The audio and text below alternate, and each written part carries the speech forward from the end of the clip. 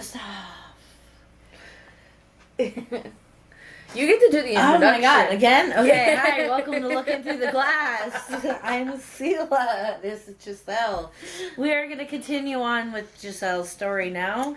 Part 2, bitches. Part 2, bitches. I got 18 more years to go. We just begun. we just uncovered the little bit there. No, and like I like to give the trigger warning because I know that some people very much don't know how to handle it or take it, and you know, or they have their own that can be triggering for them. So, trigger warning for you, times 2. Okay, so just know from the future if you hear us or about us, trigger warning. Yeah, just trigger warning. We're just forever from now on trigger warning, okay? So I left off with, you know, when I was 10, my sister was born. Yeah, and my sister was born and all that. A little bit happened there, but not too much. Like I said, I built resentment towards her. And, but over time, it kind of just went away. I kind of just put the resentment towards her father. And then I do remember, I don't quite remember where we moved. I think we moved to a house at that point. Yes. We moved Yes. into a really nice house. I had my own bedroom for once. That's right. I had my own bedroom. My sister had her own room. She was only like 1. You know, and the school I went to, I actually kind of enjoyed the school. I had the way they did things. It made it really interactive. It was actually for Clark County School District. It was pretty decent. We had like little like science classes on certain like and the week we had these little extracurricular classes that we got to do. Took chess class. I did a science class where I got to make a volcano. Like, yeah, you know, I really enjoyed it. So it allowed me to adapt into a different mindset. I didn't feel like things were bad, but they weren't like weighing on me. Yeah. I remember we went into a lockdown, and that lockdown wasn't done, but they still released us. And I walked home. And this is not something I dealt with. It was very, very hard on me at the time, because I had a specific way I walked home. And I kept myself on the main street, didn't like to go back road neighborhoods because it made me uncomfortable. Didn't know the area very well. You heard you if you don't know, watch the first one. You'll understand why. And so it was a intersection, 4-way stop, and there was a school bus that had been shot, and everybody on the school bus was fine, but passerbyers weren't. There was a couple cars stopped at a stop sign, and the way I had to walk, it was blocked. The whole intersection was blocked by tape and cops and everything. And I'm standing there going, how do I get home? I don't know another way home. It's all through houses. It goes down. I had to go back up. Like, it was overly complicated. And I'm standing there crying and bawling my eyes up because I don't know how to get home. And I don't have a cell phone. Cell phones weren't, kids started having them, but I was not at that age yet. I barely had a phone. And so this detective comes over and, you know, asked me if I was okay. And I was like, I don't know how to get home. I live right over there. And, you know, pointing out where I'm supposed to go. I'm supposed to cross the street one more time and go down. There we go. And he was like, let me see what I can do. And I remember him trying to make clear of everything where I wouldn't see anything. And he told me just keep my eyes down and he'll walk me through the site. And I didn't listen. I didn't listen very well. I looked up and I looked over at a vehicle that was at a stop sign. And that they had tape around, and I remember seeing a white sheet in the driver's seat. That was the most realistic hit of reality I have ever been smacked with. And I just, the emotions and the feeling of that, just knowing what that was. I immediately knew what it was. I was like, what the hell? And the detective actually didn't even walk me just straight to my street. He actually walked me all the way down the street to in front of our house, like, to make sure I made it home, because I was so freaked out and so panicked. And I will never forget that. That was something I was just like, what the hell? And that really opened my eyes to a lot of the shootings and all kinds of things that happened in Vegas that it became very real. It very much. That was the closest I've ever been to it. Yeah. And that was a pretty messed up shooting. That was pretty bad. And no, not all the kids made it off that bus. Okay. You're remembering that wrong. Well, I was also 11. Yeah, you're also like 11 years old. Yeah, no, a lot of kids actually got killed that day. And then there was a car with 2 people in it at a stop sign, and then another car behind them, I think it was, that was next to the bus, at the bus stop. That was stopped at there, where 2 people got killed there too. But there was like 4 or 5 kids that got taken out that day. Yeah, it was a beyond bloody scene. It was a very, very, very, very bad and it scene. happened like right behind our house. Yeah. And it was a high school bus stop. It was high school students that did it. And gangs. Yeah, and when we lived in that house, so much happened in that house. I remember having the experience of a situation where money went missing, and the screaming and the fighting and the fact that I had to pay bills. It was screaming. That's what it was. Every time I had to pay a bill, that's what I got. I remember just sitting in my room and I would play music. I would just sit there and play music to just try to get through it. Or I would sit in my cousin's room because she lived with us. Yeah. And play Guitar Hero. Guitar. I was going to say, we used to always play Guitar Hero. Guitar. But, that time it wasn't horrible. I didn't like... I dealt with that situation relatively well. It didn't, like, completely destroy me. Yeah. It was. I know I was freaked out. I remember when it happened. I remember because you couldn't get a hold of me. I think they tried calling me and you couldn't get a hold of me because I was somewhere where there was no cell phone signal or something. Yeah, because that's when I was cleaning houses. That was the one time in our life there it felt somewhat stable. Like, in my life, it felt somewhat stable. Yeah. A little bit more happiness. It didn't seem so bad. Yeah, there was fights, but it didn't seem like... But I do remember when we lost power in that house. And I very much do remember the smell of the that chicken. Oh, my gosh. I went through hell to get that power on. Like, I went through, it was over 2 weeks. No, I very much remember some of the struggle. That smell will linger for the rest of my life. I fought with them, and the kept coming up with money, and because we were roommating with other people, and they were on the lease, and they had owed money too, and it was like, oh my gosh. And then finally I was like, look, I've got like an 8-month-old baby, and it was like summertime. Oh yeah, I remember. Yeah, it was, and I was like, I've got an 8-month-old baby. I've got somebody that's handicapped, disabled. You know, we do something here? Put the rest on the bill, and I'll pay it off. I've come up with already like $600, and I don't even know how I was able to do that. Yeah, that time, like, I remember the struggle, but it was like, it didn't cap off compared to the other struggles. Yeah. You know, that was a time where I was... Money struggle was like something that we were used to no matter what. Yeah, and so it was very much like we're just flying by. I think it was very much because I had my own room. Yeah. I had a sanctuary. Yeah. But then when we moved out of there...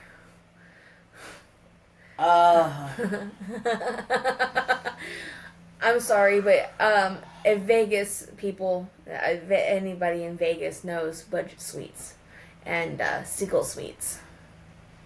You just got to name those off, and they immediately know the life that is. And then we went from budget to Seagull and Seagull to budget. I think that's how it went. Yeah, we jumped back and forth a little bit. And because I remember I finished out elementary school over there. I was in 5th grade. I finished out elementary school over there. And then I went into middle school. And, oh my God. When that lived in that house, oh my gosh. I remember I had finally gotten a job all the way over there at Sandy Hill Animal Clinic. Yep. I had finally gotten a job. I was getting up at 3 o'clock in the morning to take Jocelyn to the babysitter and on my way, and then ride the bus, continue there, and I was working 12-hour shifts, and I was coming home, and I was so outgone. I was so mad I lost that job because of not living closer and... Yeah, and jerks. Yeah, living when I went from transition from 5th grade to 6th grade, it was 6th grade. I was harassed. I was harassed for almost the entirety of the year, at the bus stop, in the neighborhood, and. You know, and that's where the name calling started coming back in again. Yeah. With him, was because I hung out with older guys. He was making things up with the dean at school to get you in trouble, having people put in fake things. Yeah, that kid really, he outdid it on me, and all because I wouldn't be in a relationship with him. I just wanted to stay friends. And, you know, I dealt with that trauma. I really went through that at the time, but I kind of just got over it. It was you don't hold on to it. I don't, because why bother? Yeah, you know, he was very and he was going through whatever he was going through, you know. But I will say, with my past events, boy crazy. I very much did get boy crazy, and yeah, you did. I remember you sneaking out to and stuff like that. I remember, you know, trying to fit in and be cute enough for the boys, or, you know, I had the biggest crush on one that lived upstairs, and, you know. The one that was deathly afraid of me? Yes. So wouldn't even call the apartment, because he was like, I'm not talking to her. You know. And then, you know, then I had certain boys picking on me. I had one, because they very much, in my time of everything, they had Smack Ass Friday. Where the boys would sit there and smack every girl's ass they possibly can. And, you know, you sit back and you think about that, and you're like, how is that okay? I questioned it, and there was one where we would get off the bus, and we would literally, he would leave a welted handprint on you. He was such a dick about it, and he would, taunt you with it, and I hated that kid with everything. He was he was one of my bigger bullies. And then, I think he was an 8th grader and went off to high school. And then we moved over, and shit happened there, and it was just the same old shit, different day. It very much was. Cars getting stolen and broken into, or and then, you know, I very much didn't have an escape, and then I had kids that one fucked with me for so long. I had kids at Seagull Suites that I was friends with a boy.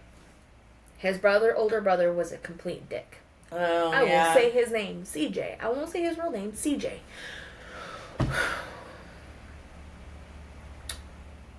Those kids made me clash heads with you so much. Because they would sit there and spread these lies. And they were like, I already had the trauma of what happened to me when I was 8. Yeah. Then they pulled in and were like, oh, she's behind the building kissing a boy. And, oh, she's behind the building, doing this. I remember that. And I was like, no, I'm not. You snapped, and I was like, oh, okay. But it took you snapping for me to actually get it. Yeah, because, like, why are you doing this? Why are you doing this? I'm not. Yeah. Why are you lying to me? I have 3-4 kids telling me that you are. I'm not. Like, I remember just arguing with you over and over and over because it was the neighbor kids and then his brother and the kids down. Yeah. Oh my God, I was being targeted every which way. I'm like, why is it everywhere? It was everywhere I went. I got targeted. Everywhere. I don't know how or why I got picked on so hard. Like, I even look back and question it. Like, what was because you had light in you. I was like, what was so different with me that... Because I wouldn't sit there and... I really want to say it, but...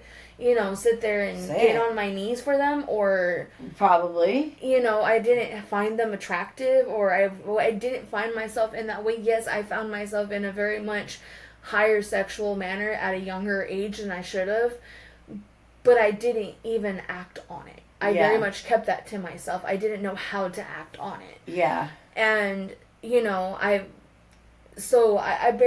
never even kissed a boy at that point. Yeah. Like, other than... Oh, yeah, and I was told that you were kissing the boy, the brother all the time, and... Yeah, like, we were having makeout sessions and doing this. Like, I very much got targeted in that area. And then, the maintenance man, he was very sweet and, and they would pick on me because he was nice towards me. And, like, oh, that's your boyfriend, and... Like, and this is, like, we're talking about, like, a 30-something-year-old man, and I am, like, 12, 13 years old. Yeah. And you're like, gross, no. And, I could feel he wasn't like that maintenance man, because I remember I broke my ankle and from roller skating, and he had to have somebody carry me up the stairs. I remember the Mexican guy. No, he was white. Oh, was he white? I don't know. He was just really bulky white dude. Oh, I remember him. Yeah, I remember him. And I remember you're like, I need somebody to carry her up the stairs because I couldn't even walk. Yeah. And that was a whole nother reason why Josh was jealous, too.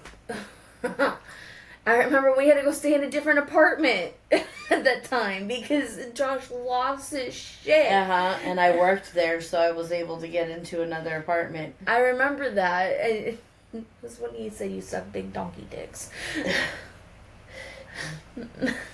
I'm just going to point that out. That was when you and I started just we're finding bonding a little bit, but there was little things that kept making us bash heads. I thought he did it at Grandma Dee's house.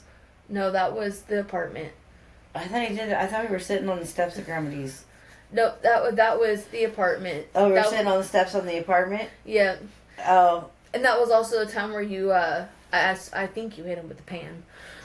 Probably. I think that was also the time you hit him with the pan. That's when it started getting bad. That's when he started getting life-threatening physical with me. Yeah, that's where he started It was life-threatening. Like, before that, I mean, there was one time that was life-threatening, and that was at the very beginning, and stupid trauma bonding, Yeah, I very much recognize, like, that, like, I had certain events going on where I got picked on, and then I had kids turning you against me, and I'm like, why aren't you listening to me? And you very much had a hard time believing me, or listening to me, or...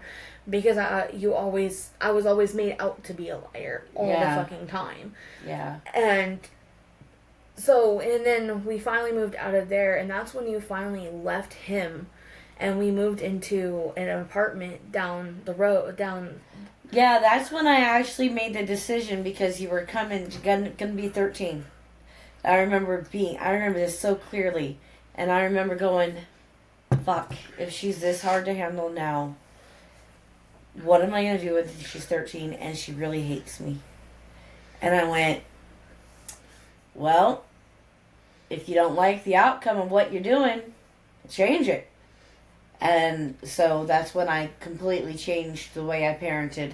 That's when that's when I said, okay, you need to really look at this, and you really need to really look at it with a fucking clear lens, because you're going to lose your fucking daughter if you don't, type thing. And that's when I started really analyzing things, and that's when I really started seeing Josh for the things that he was doing to you. That was when that started happening. Yeah, because I remember when we moved into that 2-bedroom apartment at the Hamptons, that was when I kicked him out until I had to have gallbladder surgery. And that was when things were different. But then I fucking had to rely on him again. Yeah, and you know, and he even wasn't there like all the time. That was an on and off thing. And then when we were living there, I developed some older friends that really helped me. They really helped me understand adolescence and helped me understand the preteens and really adapt into an older age. Now there was that crave that of course that I very much I experienced it so young. I turned around and I was finding myself dating a 16-year-old at 13. And, you know, and the two, there were siblings, they very much looked out for me. They were like, you know, and they helped me keep myself very honest with you for the most part. I was very much honest with you. Yeah, They kept me out of trouble for the most part, and I was very thankful for that. They allowed me to have more freedom than I ever had, and I've never felt excluded when it came to them. You know, even when we were hanging out in an apartment with an older guy smoking pot, they made sure that you were okay. I was okay and I was protected. I sat between them two, and that was it. Yeah. Like, no, I remember. They were literally a godsend. And you know, and I am so thankful, and I hope they hear this. I hope they do too, because they absolutely were a godsend for years. They helped you navigate so much. They really did help me understand emotions, and you know, she helped me understand a relationship with you a little bit better. She made me see a side where I think that's where I really found who I am, is because of her. She helped me see a different side, your side of things, what you were facing, what you were going through, and to be more helpful. Yeah, that was when I really got a really big turnaround, and I was like, damn. So it was between me and the difference in my parenting and them, and I was just like, oh, thank God. And then also at that point, I'm really trying to kick Josh out of our life. Because I was at that point, I was like, I am fucking done, beyond done. At that point, things got less physical between you and me. Yeah. And for the most part, most things got less physical between you and me. Yeah. You didn't take things out on me. A lot of it was because you were working. I was working for fucking jobs as much as I could. You didn't immediately point the finger at me. You didn't, you know, it was, you looked at it from a different view. And so that helped me accept it and see it a little bit better. But I'll go back to where I was dating a 16-year-old, and I very much, when I was sitting there dating him, there was pushes. I remember there was little pushes there. Yeah. And then I remember there was times where we never really spent much time alone. I was always in a group. Mm-hmm. And I'm very thankful for that. Like, I hated it then, but I'm very thankful for it now. But, like, I remember sitting at this apartment, this older guy's apartment with them all, and going into the laundry room and sitting on a washer and having a full out make-out session with this guy. And he wanted it to go further, of course, but I was like, no, we're in somebody's apartment. Like, this is weird. Like, yeah. you know, and so, and then very much what I consider was a big brother came in and was like, get out. You know, I very much had a protection around me, and it was extremely nice to have that. And even when For once. I for once had people there for me On your side. and who genuinely cared about my well-being. Yeah. You know, this kid broke up with me for another girl because I wasn't giving it up. Yeah. And they were doing it right next to me as we're walking through the street of the apartment complex, having the phone go back and forth, and I knew what it was. I felt it. And, you know, this is my first time having a real boyfriend. This is the first time ever having an experience with friends and a group of friends. Like, you let me stay out till midnight with these people.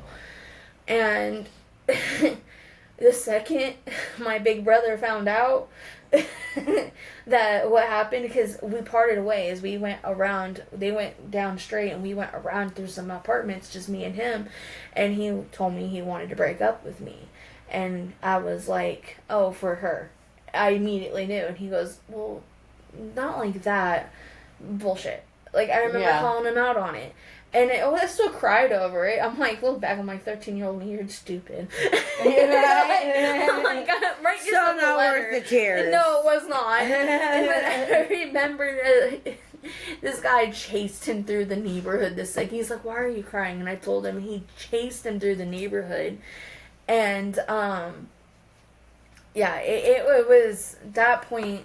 We very much, I got through it, and they helped navigate through it, and they were there for years and helped.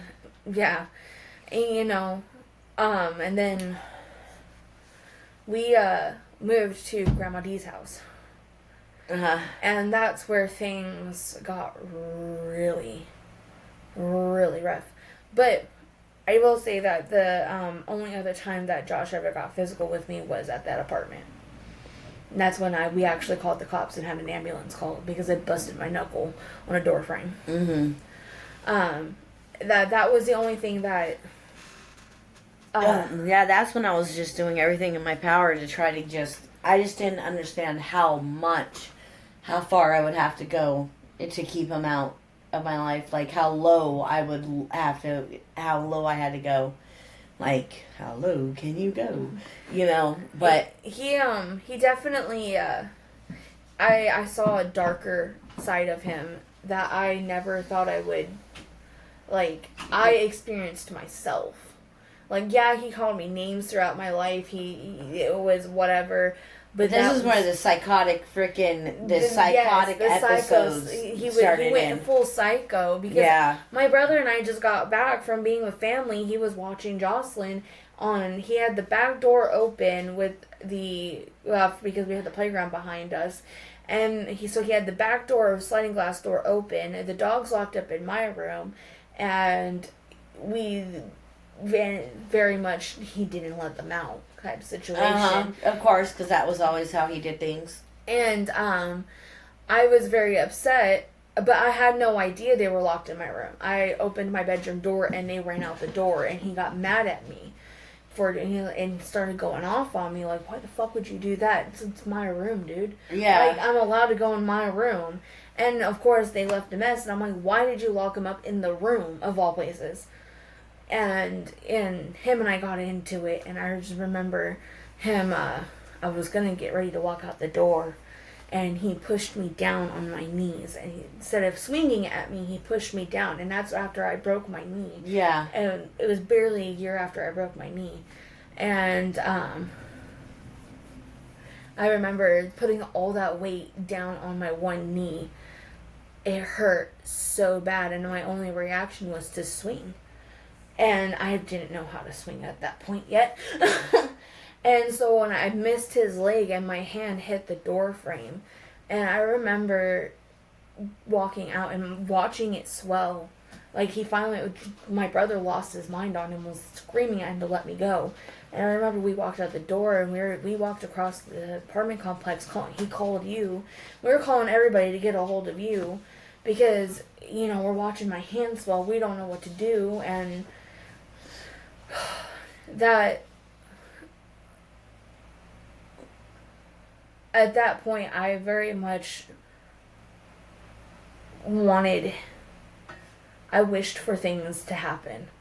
I was very much, I wished for some of the deepest, darkest things to happen to him. You ain't the only one. And, you know. You really aren't. I would pray and just ask God, well, can we just do it like this, God? Because I can't get him out of my life. He followed me everywhere I went. For some reason, I couldn't get him out of my life, and I couldn't figure out how or why. And no matter how hard I tried to tell him to leave, no matter how much I told him to go, he still followed. Well, I remember when you came home, we flew down the apartments. Uh-huh. And, we told you what happened, and I remember him trying to turn it around on me. And Glenn, thank God I had somebody else there that very much was like, it wasn't her, it was him. He started it. He started just losing his shit. Uh-huh. And, you know, I'm very thankful that, because I was scared that it was going to get pointed at me. Uh-huh. Because that's how it always went down. Yeah, I remember. We had our fights. Who got blamed? Me. Yeah. Because nobody else was there to stand up for me. Nobody else recognized it. And, you know, I had my brother did, I remember him standing up to him a few different times, screaming at him, going, why are you such a hateful man? You know, why are you like this? Leave us alone. We would be doing dishes and he's just sitting there talking shit. But when we moved to Grandma Dee's house, that's when it got really bad.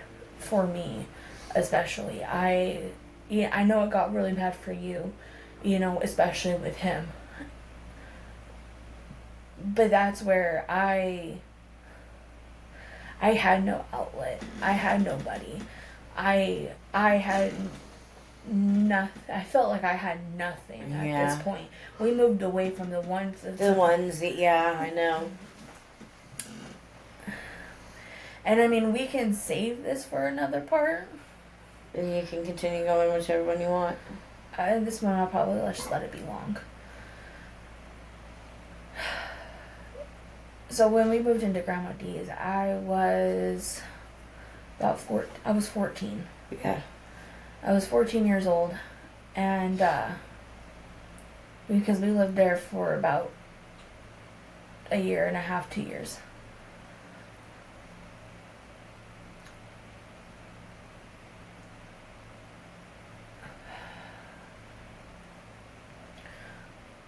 I absolutely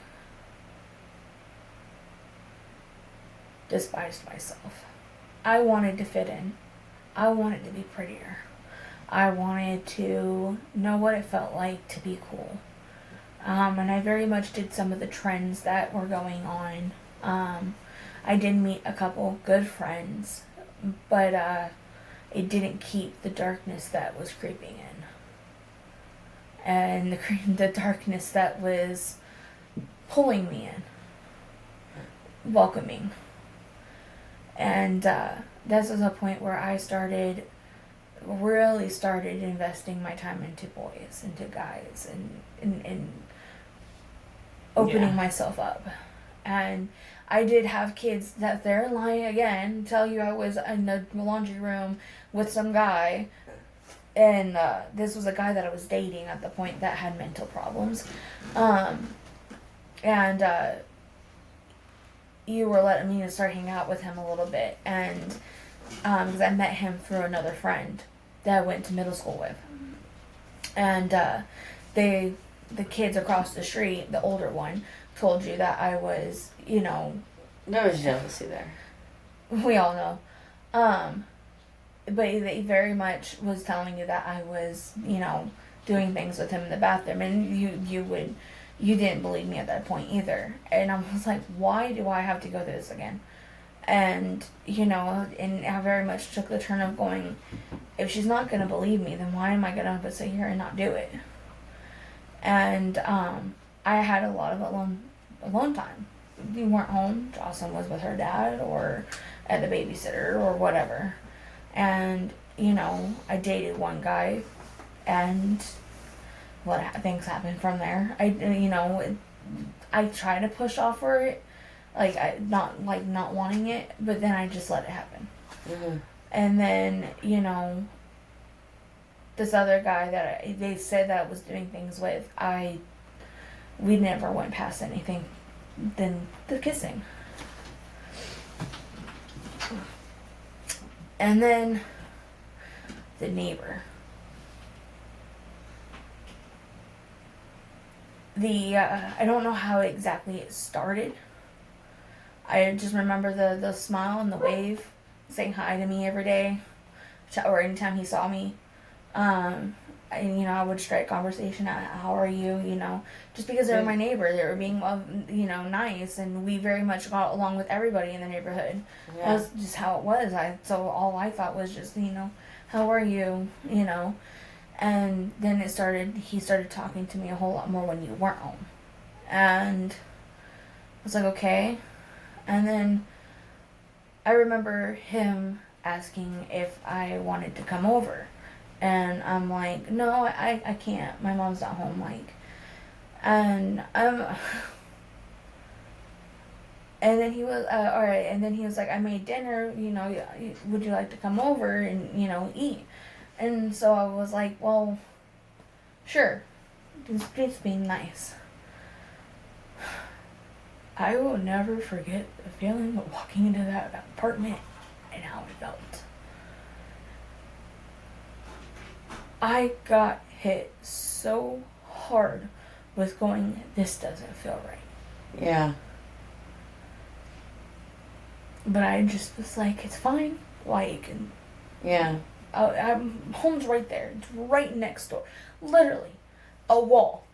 Right next door. Wall, driveway, stairs. Yeah. And, he had the lights down low, candles lit. And he asked me a question. It was very hard to understand him because he didn't speak very well English. Uh-huh. And I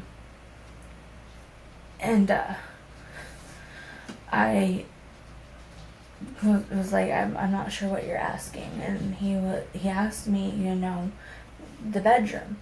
And I was like, what? And I'm like, no, I thought it was dinner. He goes, no, in the bedroom. And I'm like, I was very confused at this point, very unsure what is going on here, what's happening.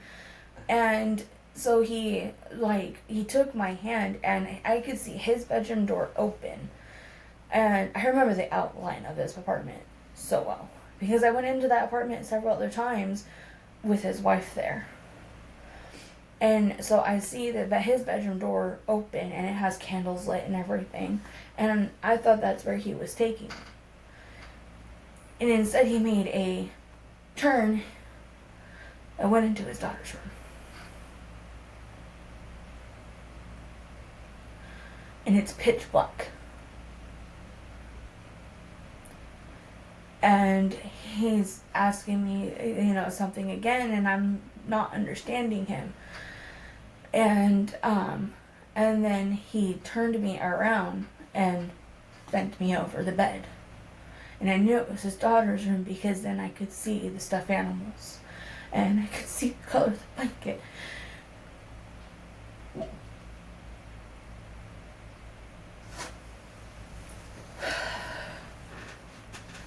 And every part of it was telling me this is not right.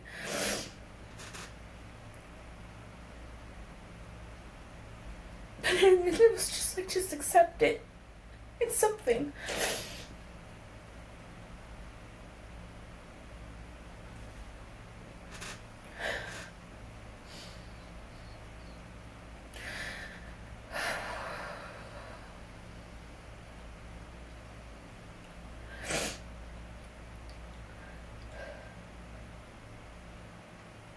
It was very much forceful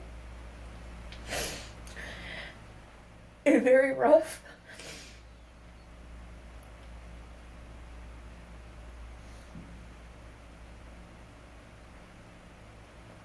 And the sounds were fucking taunting. And this is probably the roughest one on me because I very much just uncovered it.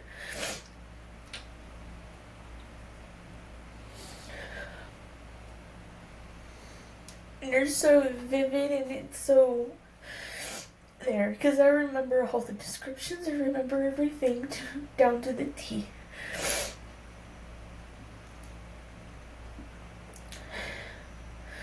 When he was done, I very much remember pulling up my pants and rushing out the door. It hurt.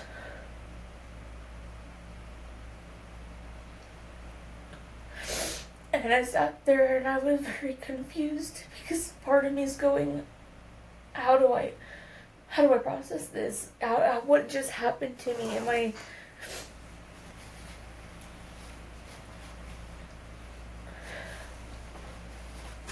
Because it was... I don't know how to explain it. It was very, very much a... I didn't fight back situation. Yeah. Yes, I know. And that wasn't that was the first time. And then it started coming to... I would walk to the store and... to go, to the corner store to go get something. Yeah. Whether it was soda, something to snack on, whatever. And I always took one path, the same path. And one day he saw me walking and he picked me up. He offered, it was an offer a ride home. That's what I remember him at. It was an offer a ride home. And it was like, sure, because it was Vegas. It was hot. Yeah. And it was still like a mile down the road. And he stopped at the overpass on 13th Street. Oh, 14th Street. He stopped at the overpass. And parked. And looked over at me and put his hand on my thigh. And I kind of pulled away. Can't go far though. And he's said, I do something nice for you, do something nice for me. And going, okay. And he climbed over the console on top of me.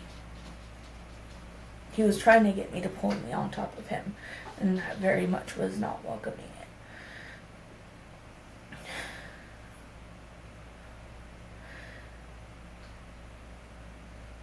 it. It was quick every time.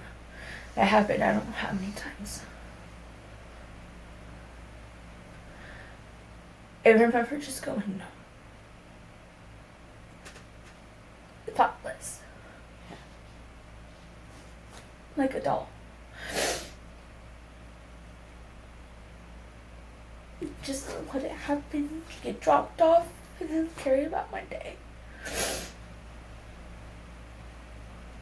The smell of him lingered. And I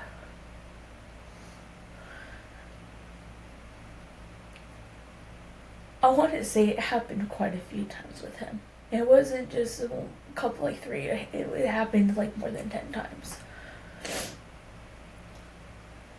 Whether it was in his truck or in his house, or it was always one of the two.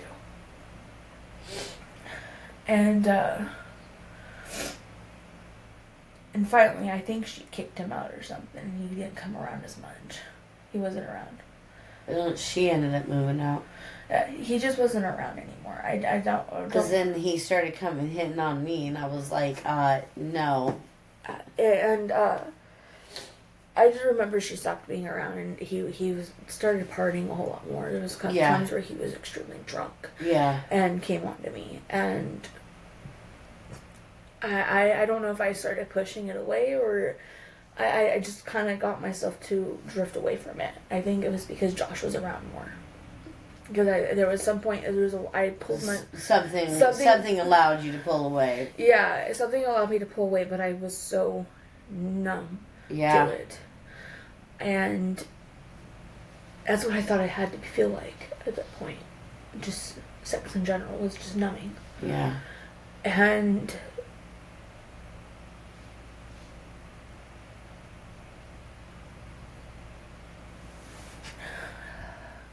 when I found myself getting very deep into the internet. Finding myself into the role play and, you know, just talking to strange men on the internet. Because it was, well, since they're so intrigued by me, you might as well make it more intriguing type thing. Yeah. And you're trying to navigate however you possibly can through all of this. I didn't know what love was. No, not from a male, that's for sure. And I thought that was the only way I could get it. Mm-hmm. The praise and the just giving the approval and getting an approval. Mm-hmm. And I wish I spoke up. I wish I said something. But nobody was ever there. No, I was always home alone. Yeah. And, you know, what was I supposed to do? I had nothing better to do with my life. I didn't have any friends in the neighborhood, really. My best friend moved away.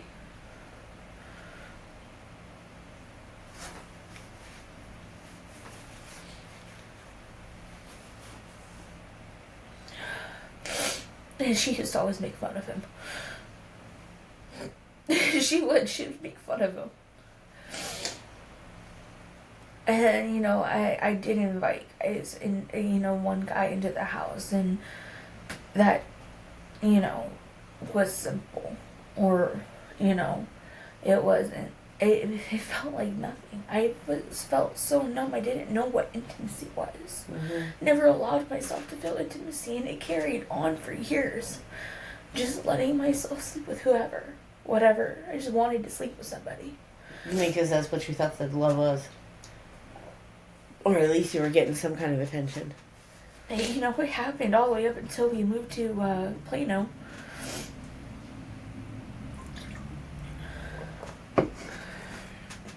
That was when it really hit me really hard. You know? I look back and like I said, I'm not proud for it. I hate myself for it. Don't hate yourself for it. There ain't no reason to hate yourself. Because like I told you, it was so conflicting. Yeah, I think you've done enough of that. That situation was so conflicting because part of me wanted to enjoy it. Part of me welcomed it. Multiple times.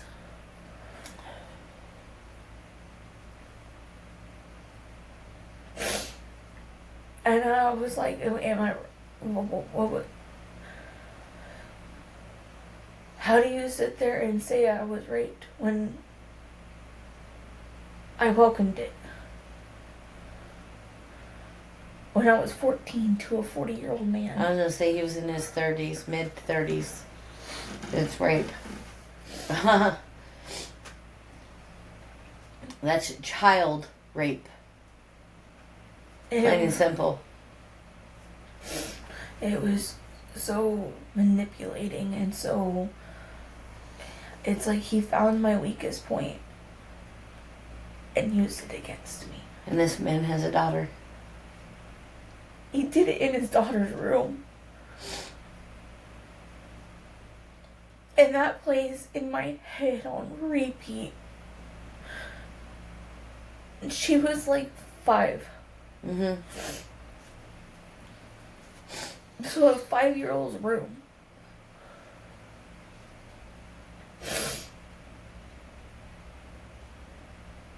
And then not too long after that, we finally moved out of that house. And, we had so much dark shit happen in that house. And we moved up to the, down the street and up one street to an apartment. And that one, you and I got into a huge fight about something. A huge fight. And I went to just take out the trash, and I just wanted to go for a walk. just to cool off, give you a cool off moment, give me a cool off moment, you know.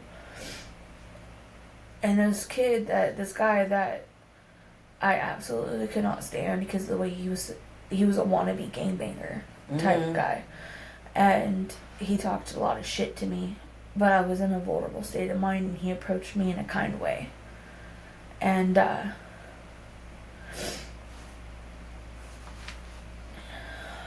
remember, because we lived on a hill, and we had steps going down the hill to more apartments on the bottom half. And those apartments didn't have people living in them yet. And we were... So it was being redone. Yeah, we were sitting there on the porch steps talking. And he came on to me. And I very much pushed him away, like, what the hell are you doing? I mean, I'm not. No. One, it wasn't even attractive. It was like, this is not the point. And then he pulled out a knife. And told me, I'm going to take it and I'm going to like it. And just remember laying on that cold concrete and him on top of me, just laying there. Because I finally was pulling myself away from all of that. You know, I was collecting myself. We were getting in a better state. We were, you know, trying to move forward with our lives. And that reverted me hardcore. And I just sat there and I put the knife on my throat and I just was like, whatever. And then what made it so much harder is I hear you calling my name. And I can hear the freak out in your voice. And I can't respond. I can't scream. I can't do anything. And you keep calling my name and you're calling my name. And he's taunting me about it. He's like, oh, that's your mom calling you. I bet she's wondering what her daughter's doing right now. She's being a little slut.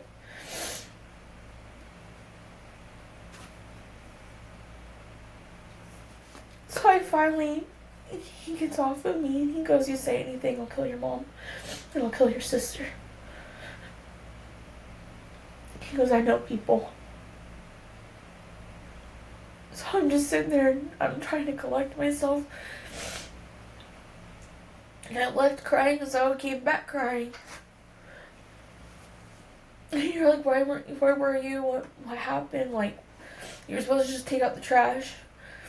And I just came up with a bullshit lie. Just said I went for a walk. And I remember walking to the apartment and you're like, well, you can't just take off like that. And it just triggered this whole new fight. And I remember seeing Josh sitting there and I wanted to tell you. And I was like, I can't.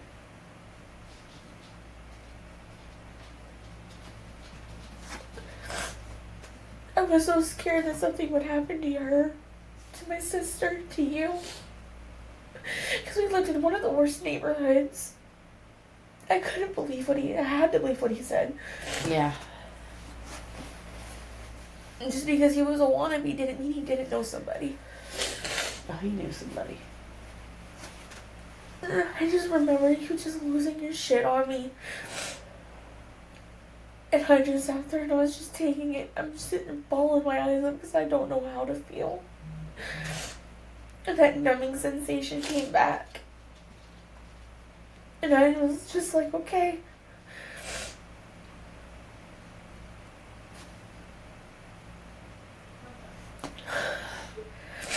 And from that point, things got so much rougher. Because, like, when we lived going back a little bit down living at 14th Street, you would lose your shit on me, and I know you would hit me. I would say something you didn't like, or it came out the wrong way, and you were throwing fists. I didn't care where you hit. And half the time I was just like, what else to feel? That was the only pain was all I could, so sometimes I would trigger it, just so I could feel something. And when we lived in the apartment, I remember just sitting on the porch. A friend came over. She wasn't a really good friend, but she came over and you were asleep and we were talking on the porch because I was like, I can't leave and I can't bring you inside. And I walked in the house and you said something, or you came out and yelled at me and pulled me in the house. And you decked me right in the face. It was the one time I didn't actually block you. And you got me so good. And I welted up pretty damn good, and a lot of people asked me what happened. And like, I had told them I just got into a fight. And I was like, I don't want to go through it with you. I don't want to be put in the system. I didn't want anything to happen to Jocelyn. Yeah. And so between those 2 years, 3 years, a lot of it I wanted to run away from. But when I had a missed period after that rape, that's when I would have lost it. It was like, what am I supposed to do? And this is where I wished I had resources to tell somebody.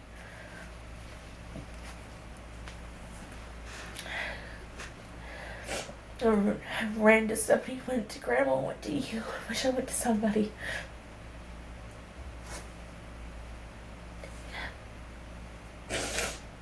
I knew I was pregnant. Everything in me knew I was pregnant. I had a friend get me a test and I took it. And sure shit enough, there was those lines. I didn't know what to do. God, it's gonna be really fucking hard to say.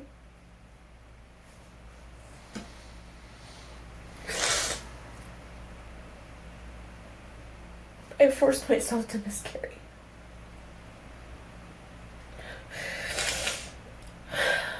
I punched myself so many times. I made sure I hurt myself. Because I didn't want to do it. I was 15, 16 years old.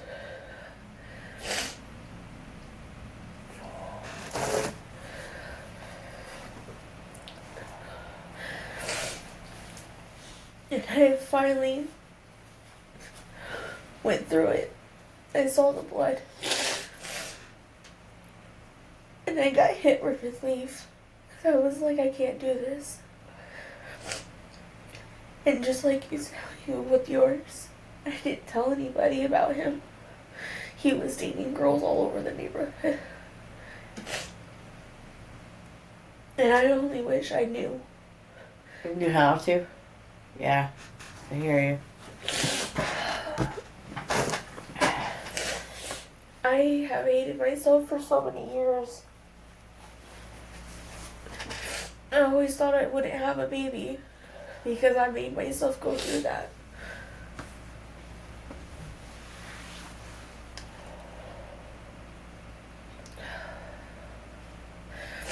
And part of me goes, maybe I should have just kept it. Maybe I should have just, And I might get a lot of backlash for it. You say whatever you need to say. This is your fucking story, nobody else's. And this is what you were thinking. Nobody else can tell you what to do. I already had a very much broken home. Yeah. I was not making the best decisions. I had a very much fucked up and broken family. I already didn't feel loved myself. How was I supposed to love a child at 15 years old? Yeah.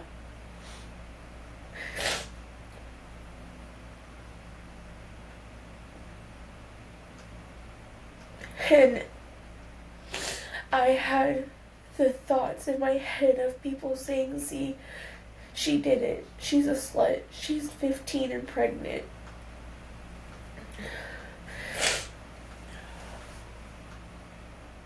There was so many things that went through my head at that time of the hatred of the words of my family that already spewed hate, that already talked that over me.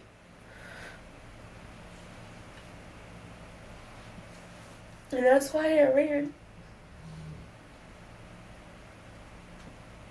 And when I ran to Oklahoma, she asked me, why did you move here? And I told her. I finally broke down and told her. And she was like, honey,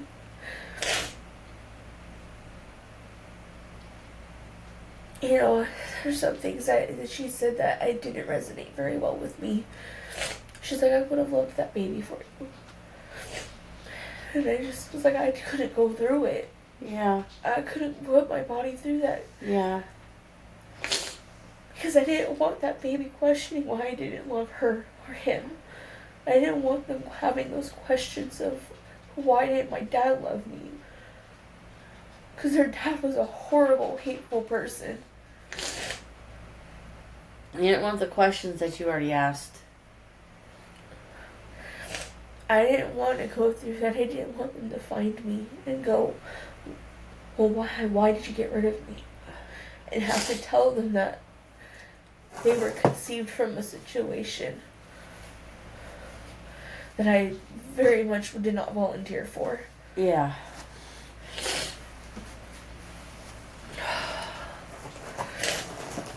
Oh, I got a headache now. Damn. That turned out to be a lot longer than I wanted. Sorry, y'all. Yeah, we're not so funny all the time now, are we? Now you know why we have dark humor. Fuck, that was a lot of trauma to unleash. Woo-wee. Well, that was a lot. A lot I didn't know. I know. That's why I wanted him here. Because I knew there was a lot that you didn't know. Mm-hmm. And I can only imagine how that makes you feel. I know it's not about you. Yeah, I was going to say, this isn't about me. And that's why I sit here and I vocal the whole listen to your kids. Yeah. Because I very much understood how it was to not be heard. I know what it feels to not listen. And, we hide so much more than we want to. As a kid or as an adult, period, we hide a lot more and when we should be talking. Yeah. People shouldn't be going through these things alone. It's not easy to deal with it. It's not easy to cope with it. But knowing that you're not alone, that you're not the only person. I know I'm not the only one that's been through that. Oh, no. The first one was traumatic, but I dealt with it. I dealt with it in a different way. But following into the grooming and the all of that. Yeah. I don't know how, I don't even know how I survived that. Like, I know I attempted a couple different times. I've tried cutting my wrists. That didn't work. I was too scared. Yeah. I didn't want to see the blood. Yeah. It's a lot harder than people understand to actually go through with that act. It is a lot harder. It is. It takes a special kind of hurt. I remember just sitting there contemplating it, and I ate poisonous plants in hopes that it would put me in the hospital or something, because I was like, they're just gonna pump my stomach, Yeah. Or maybe nobody would notice. I would go hide in the corner and hope that nobody would notice. There was those. I very much don't know how I continued to survive. I question, and I think I honestly want to say it was my addiction to my phone, to to that. That it internet. became so it becomes survival. The same thing with my addiction. It's because it was for survival. And I very much think that was the only thing that honestly kept me from going further with the attempts. Yeah. Was because that was my outsource. Mm-hmm. And it turned into becoming the soul of my, like, this sounds really weird to say for addiction, but the soul part of my personality. Uh-huh. You know, it became a part of me that I very much did not want to detach from, because that was the only safety net I had. Yeah. For years. And I mean years. Yeah.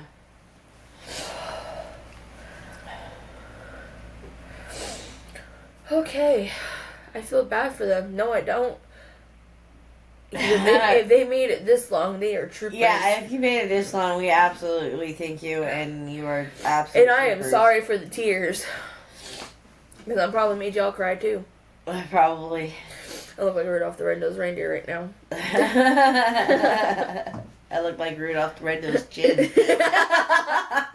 We gotta make fun of somewhere. Make y'all laugh a little bit before we end it. Yeah. Ugh. Yeah, I'm done. My head is aching, and Yeah. thank y'all for tuning in on Giselle's trauma dump. Thank you for tuning in. All right, well.